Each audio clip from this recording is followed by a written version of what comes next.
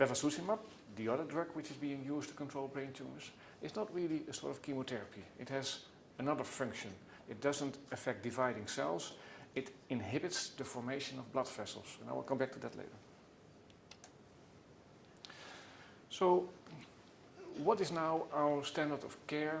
How should we be managing patients with the various subtypes of brain tumors? How are we offering them treatments?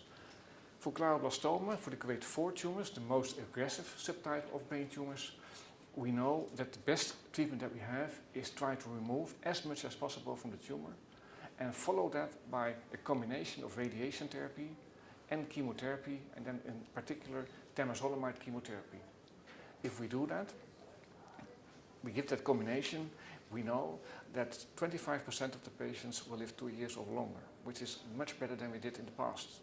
It's not good enough, and that's why we are trying to work hard to improve the outcome of these patients. This is really a horrible disease, and all our efforts should be directed to improving the outcome of these patients. And that requires a lot of research. And a lot of research also means that requires a lot of research support. Grade 3 tumors, what I state today is that grade 3 tumors do not longer exist. We have different subtypes of grade 3 tumors. Different subtypes of grade 3 tumors, and we need to make a distinction between them because we are learning this year that we should start to treat them differently. We know now, and that's very recent information, and that's coming out of trials that have been conducted over the period of almost 20 years. We started these trials back in 1995, both in North America and in Europe, and I was involved in a European trial. We learned in this trial that the right treatment for this category of patients is radiation therapy followed by chemotherapy. And that's very early data coming out now of long-term follow-up of these patients. What that shows is that for some of these diseases, for some of these tumors, what you need to actually get an understanding of what the best treatment is a very long duration trials that span more than a decade. And that means that there is a very concerted effort necessary in order to set up these trials, to conduct these trials, and to keep following these trials. And it also means that we ask our patients that are participating to these trials this effort, as we need the follow-up for these patients in order to make a conclusion.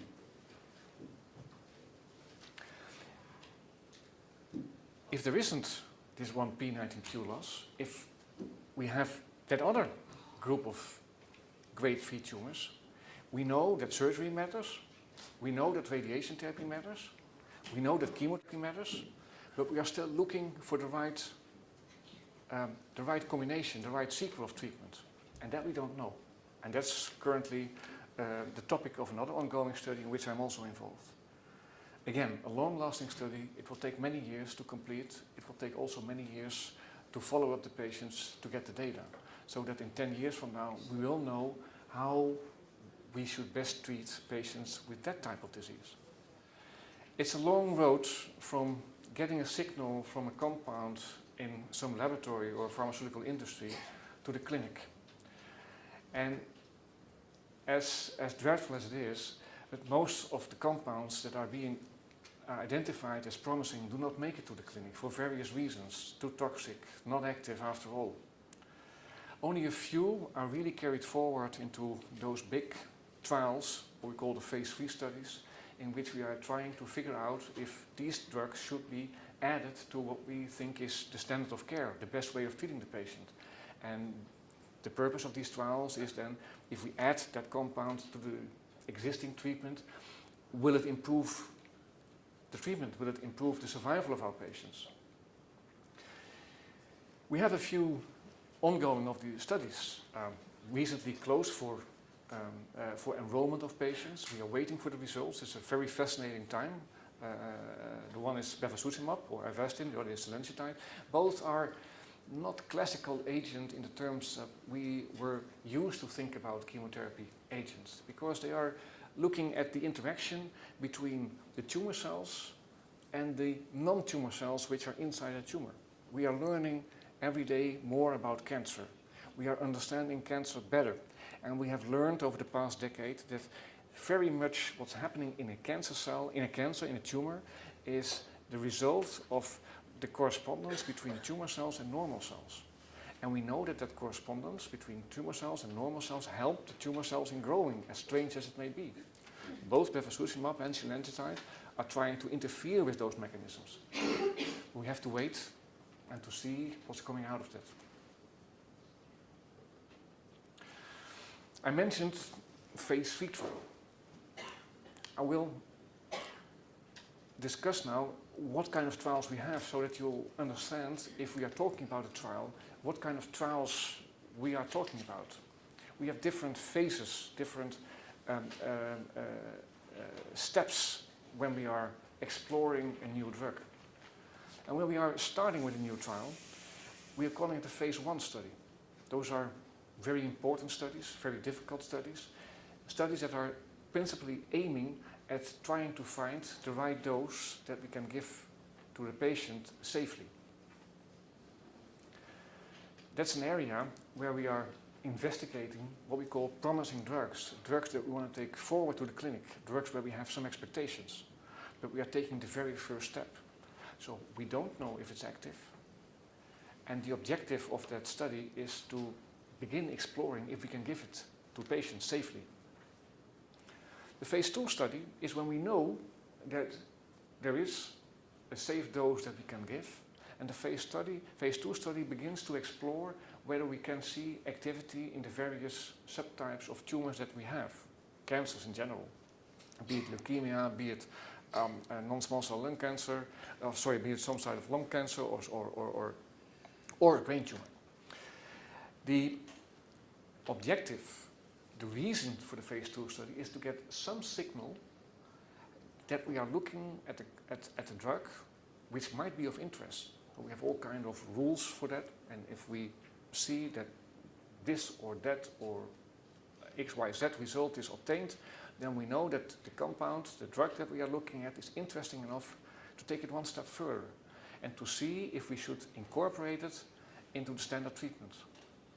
And that's the phase 3 study. So we go from 1 to 2 to 3.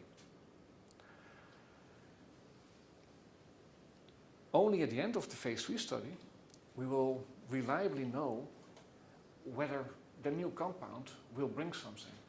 And now you're beginning to understand why it takes such a very long time to get an interesting compound from the laboratory into the clinic, into the standard of care.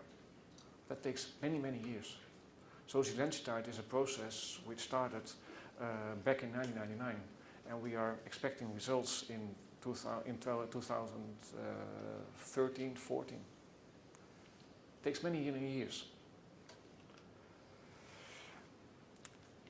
A lot of enthusiasm has been generated in the field of neuro-oncology by the use of a class of agent, a type of drugs that inhibits the formation of blood vessels. If a tumor starts to grow, it needs new blood vessels in order to get oxygen, in order to get blood, in order to get nutrients. Otherwise, it can't continue its growth. And there is a very critical protein being made by the tumor, which is called the vascular endothelial growth factor, which means nothing else that it stimulates the growth of blood vessels. It also causes the blood vessels to be leaky, the protein. And that's one of the reasons that brain tumor patients suffering from headache, because many brain tumors cause edema. That edema is the consequence of the leakiness of the blood vessels inside the tumor. And that shows that this vascular endothelial growth factor is at the core of many things that's happening inside a brain tumor. So it's causing the leaky vessels, it's causing the new formation of vessels, it causes the tumor to make it possible for it to continue its growth. Now, there are a number of drugs that that block this VEGF system. And one of these drugs is bevacizumab or Avastin, which is being used in Australia for patients with recurrent, very aggressive grade 4 glioblastoma. What I will show you is that we are still in the dark with respect to the interpretation of the activity of this drug. We just still do not know to what extent the drug is really active, is really improving the treatment of these grade 4 tumors. Because one of the effects of this drug is nothing else than diminishing the leakiness of the blood vessels. And that's the same thing what's happening if a brain tumor patient receives dexamethasone for his doctor to control the swelling of the brain tumor, to control the edema of the brain tumor.